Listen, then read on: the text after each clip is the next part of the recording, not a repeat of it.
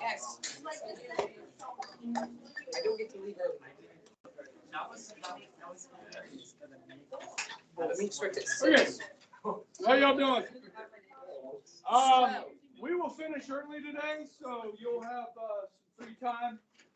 Monday will be a review day. You'll have time in class. I'll have a review sheet for you if you don't print one off yourself.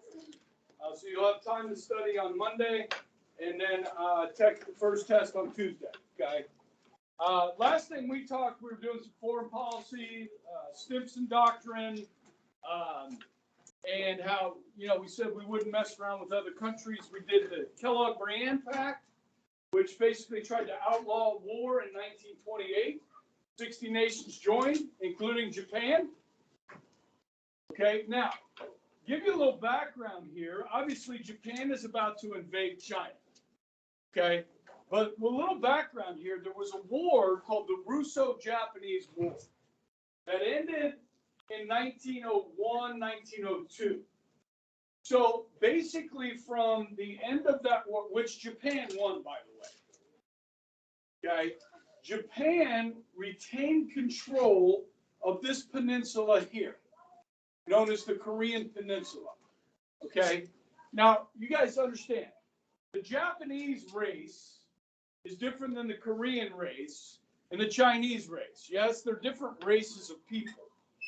Now, we like to clump people into this idea of Asians, okay?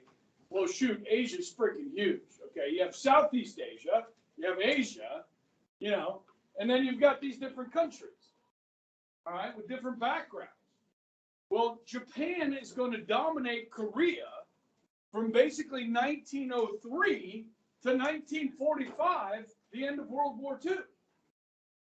So if you want to talk about one group of Southeast Asian people that have a disdain for another Southeast Asian people, you might look at how the Koreans feel about the Japanese. And the Chinese feel about the Japanese for that matter. Okay? Now, you need a reason to go to war.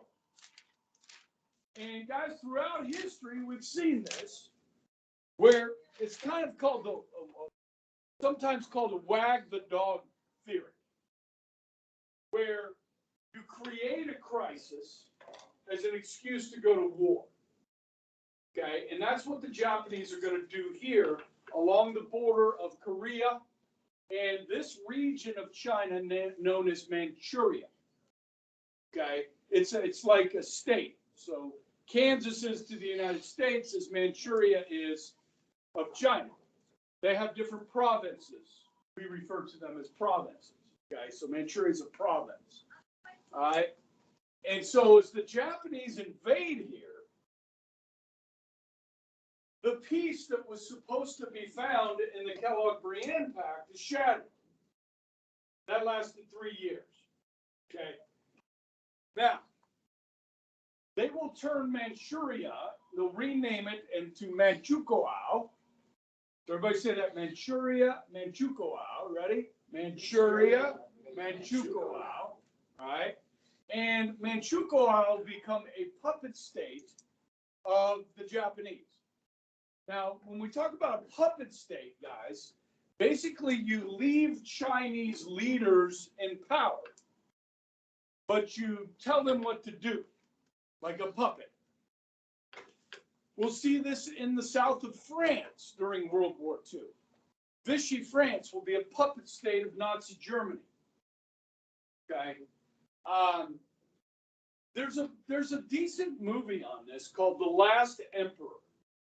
Okay, that shows the Chinese leaders being, forced to be puppets of the Japanese. Now, this invasion is in 1931. You can see this line here. Okay, this extends to 1937. You can also see pockets here.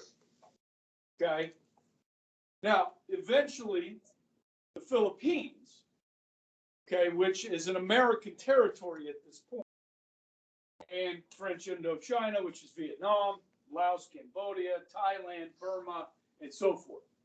But what we see in the 1930s is the Japanese incurring further and further into China as the decade goes. Does that make sense? Now, the Japanese here are important to study. They have a dictatorship, an emperor, okay, and his name at the time of these events is Emperor Hirohito of Japan. And they have this belief that the emperor is a descendant of the sun god. Okay, so he is a godlike figure. And it's devotion to the emperor. Now, where things get kind of warped on this whole thing is when the Japanese start to want to build an empire, a strong empire. They need what to build an empire? They need natural resources. They need raw materials. They're an island nation. Okay? So what they are seeking here is indeed dominance over the Chinese people, but also raw materials. Now, when we talk about the Nazis, everybody knows that the Nazis believed in the Aryan supremacy of their people. Yes? What a lot of people don't know is the Japanese believed that they were superior to not just other Asian countries and cultures and races, but that they were superior to all other races as well. Okay? So, and I know we don't focus on that a lot in history. We focus on Hitler, okay? And part of that is, where do we get our information from? Okay, and we don't study this part of the world near as much as we do Europe. That's part of our ethnocentric, worldview. Okay, but thankfully, there's more and more scholarship on this as time goes on, and we learn about it. Okay. Now, as far as how the world is going to respond to this is interesting, okay, because we just had a world war that ended in 1918. So we've gone about 13 years without a major war. And are we shocked by this? I don't even know if this makes sense. We're shocked, but not surprised, okay? And the hope of the Kellogg-Briand Pact, the hope we had placed in that piece of paper, is shattered. So what are we going to do about it? You guys remember the League of Nations? Japan was part of the League of Nations. The United States wasn't. But most countries actually joined this thing. Okay? So we sent an observer. We had an observer at the League of Nations.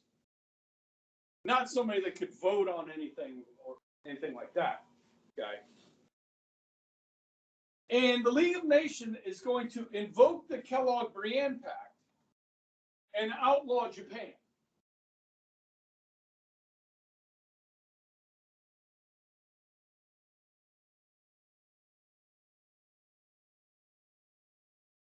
We're going to ask, how do you outlaw a country? What the hell does that mean? Okay? Well, it doesn't really mean anything. Now, the Japanese delegation who was in the room when they do this, get up from their seats, two of them, close up their folders, and walk out of the League of Nations to dead silence. Okay? This is a threat to world peace. What are we going to do militarily about this? Does the United States want to sacrifice its young men on behalf of the Chinese? No. Do the British? French? The Soviets? Who's going to step in here?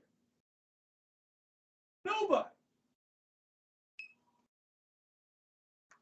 And when you guys think about the United States of America, your country, it's almost scary. But you have situations like the Ukraine and Taiwan. When you say to yourself, okay, who is going to step up and help these people that are being attacked? And if you don't use the word the United States of America, there is no other answer. It's very rare, post-World War II, that anybody will step up besides the United States. Now, if we lead, we may get others to follow us. But it's kind of what the New World Order became. Now, Stimson is the Secretary of State. Remember the Stimson Doctrine we just talked about under Hoover. So this is happening under Hoover's watch. He pushes for economic sanctions. Now, do you guys understand what economic sanctions are? Well, we don't trade with you. Okay? Now, like right now, we have massive economic sanctions on North Korea. Like the only people that really trade with North Korea is China. Maybe Iran, okay? But they are isolated from the rest of the world. We put sanctions on Cuba after Castro took over, right? You can't buy Cuban cigars in the United States legally. Now, if you could sell Cuban cigars legally, Cuba would sell a lot of cigars in the United States. We're the third most populous nation, and we like to smoke. So that's what is meant by sanctions. Hoover says, no, we're not going to put economic sanctions on Japan. We're not going to punish them. Okay? And what is Joe Biden going to do if Russia invades Ukraine? Probably some economic sanctions. Yeah, I mean, he hasn't specifically laid them out. Guys, we've had sanctions on Russia for years. Trump had sanctions on Russia. Obama had sanctions on Russia. Okay? Because when you behave badly, you try and make it hurt economically. Yes? Now, when we put sanctions on Iran and North Korea, who does it hurt? Does it hurt Kim Jong-un? Maybe the bottom line, but he still has food on the table every night. It's the North Korean people that suffer. His army doesn't suffer. His people do. Same thing in Iran. Okay? The people suffer with these economic sanctions. And I'm not saying they're wrong or right. I'm just saying there are consequences for these sanctions. It does tend to damage the government that you're putting sanctions on. And like the goal in Iran would be this. Make sanctions so tough on them because we don't want them to develop nuclear weapons. That their people will get so tired of it that they will remove their own government. That's the goal. Does that make sense? So Hoover says, no, we don't want to provoke war. We don't want conflict with Japan. So we will continue to trade with Japan throughout the 1930s, into the 1940s. In 1932, the Japanese attacked Shanghai, which is here, killing thousands of civilians. Now, one of the best documented events of this time period is the rape of Nan King. Have any of you guys heard of this? Okay. This is one of the worst events in human history. The rape of Nan King, what the Japanese do to this city. There's about 250,000 people living in Nan King. And the Japanese, who are obedient, are going to be told to take this city. And they will rape and murder somewhere between 200,000 and 250,000 civilians. The Chinese military tried to hold the city, but they couldn't. Their army. Okay, so as the Japanese came into the city, if you were a Chinese woman, there was a very good chance you were raped. Not once, but multiple times, and then you were tortured and killed. Well, rape is part of the torture. Okay? The Japanese brutalized the Chinese here. I mean, this is inhumane what they did. Now, there's a pretty good book written on it called The Rape of Nan King. Now, it's written by a woman named Iris Chang. She's Chinese. So right there, I mean, okay, Chinese woman writing about the rape of Nan King. Okay, so you've got to look at the bias, you got to look at the scholarship. If you're doing a historiography on her work, you've got to really dig into her research to make sure it's accurate. She has received some criticism, and then there was a movie made called The Rape of Nan King about this, and it's horrible to watch. Now, there are a couple other good movies on this that I just want to take some time to talk about. And by the way, if you want to read, making an exception here, it's not 20th century American history, but if you want to read The Rape of Nan King for your book review for this class, you can. You won't enjoy it. But I think it's important that knowledge, passes through the generations. There's a movie called War of the Roses, and it's fantastic. No, War of the Flowers, not the Roses. War of the Flowers, okay? And you guys know Christian Bale, Batman? Okay. This is loosely based on a true story. In Nan King, you guys know the Catholic Church had done missions in China. Okay, so like when we went to adopt Lily, we were in different cities. We were in Guangzhou, a southern city of China, and I see this Catholic church. And I'm like,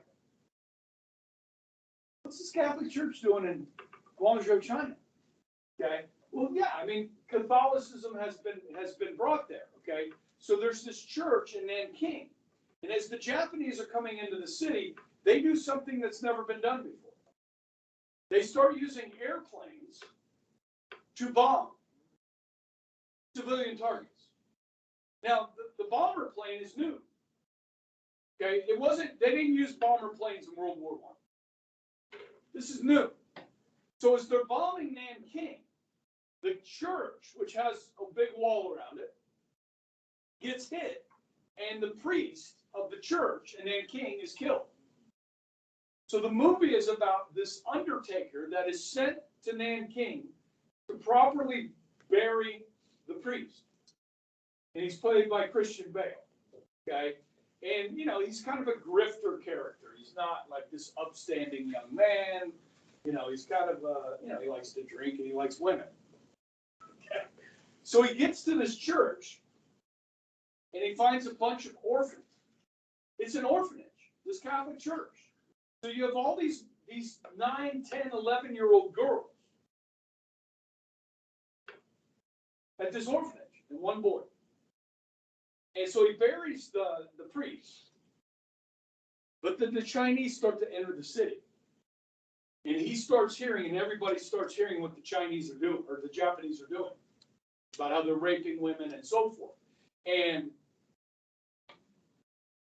guys, the stuff the Japanese did was sick. I mean, they would cut off heads and play soccer with the heads. They would have contests. I mean, it's just, it's awful. Well, Christian Bale, and this, like I said, loosely based on a true story, he's worried about these orphans. He's kind of a selfish guy himself, but these are kids, right? And he knows what happens if the Japanese show up at this orphanage, what's going to happen to these girls. So he pretends he's the priest. Okay? And he's like, this is God's place. You're in God's place. You can't come in here. And he's able to hold off the Japanese for a while. And then word spreads about this church is kind of a refuge, and these geisha girls show up. Geisha girls weren't. These are Chinese prostitutes. They show up seeking refuge at this church. Okay?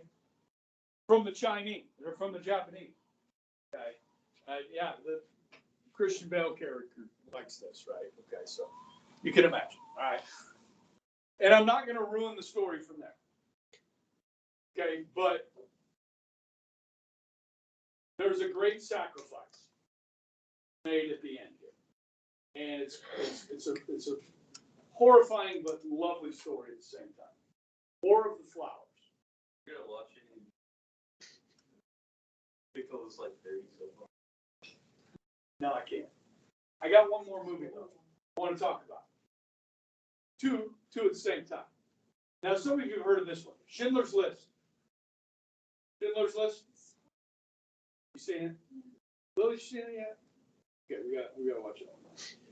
What else are we gonna watch? The Patriot, Schindler's List, We have at least like 20 minutes. and what's the other? The question is Jason allowed to be, is Jason? Cinderella Man. Is Jason, can Jason come for those ones? Sure, Jason. Some of them you said Jason was allowed to come to. Yeah, some you said he wasn't. Really? Yeah. What? We said, can Jason go? And you said, You approved him for one, but not for another one. Oh, I'm sorry. I didn't know what that was. Jason is welcome. Okay, now, Oskar Schindler was a Nazi war profiteer who used Jewish labor to make himself rich during the war, okay? Long story short, after he gets to know these Jewish people, these workers that are working for him, and he finds out the final solution, they're gonna kill them all. He uses his entire savings that he built up doing this to try and save these Jews. Okay, it's over 2,000. Okay, and they survived the Holocaust. It's a true story. It's a wonderful story, and horrible at the same time. But there's a guy in Nan King named John Rube. He's German. Now remember, the Germans and the Japanese are allies. Okay, and so when the Japanese start to bomb Nan King, John Rube puts a big Nazi flag over his factory. Okay, he's got Chinese workers. Okay, so that the Japanese won't bomb his factory. Now, most of the Germans that worked at this factory, they fled the country when the Japanese came. But John Rube stayed behind, risking his own life to save these Chinese workers at this factory. Okay, there's a movie, maybe on Netflix, called John Rube. Okay, so it's very similar to the Oskar Schindler story, or Schindler's List. Okay, so I just want to mention that. Now, the rape of Nan King doesn't take place in 31 or 32, but a little bit later than that. Okay, so listen, people don't want war, and we're in a depression, and so people are concerned about it. So the message that is sent by the rest of the world when the Japanese invade China is that nobody's going to stop you. And as we move through the 30s in the next chapter, or next module, you'll start to see that time and time again. Nobody willing to step up and stop these people. Okay? And so that will lead to, obviously, the Second World War. Because eventually, those conflicts come knocking on your door. Okay? As they did ours at Pearl Harbor. Okay. Last slide here is just, there's a long answer question on the test about the causes of the Great Depression. I've kind of been over these several times. So quick review on that. Not the stock market itself, but the gambling in the stock market, bank failures, reduction in purchasing across the board. So you're going to have economic slowdown. Tariffs are economic policy with Europe. Unequal distribution of wealth and production outpacing wages by a 40 to 26% ratio. Yeah, you can take a picture of that, but they're on canvas too. I mean, it's up to you. Okay. So that'll be a question on the test. I'll have you. I will have you list and explain. The question is worth 6 points. How many are you going to need to list? 6. 3. 3. And explain. 3. List and explain. So 3. Good? Rock and roll. I need that picture to my family.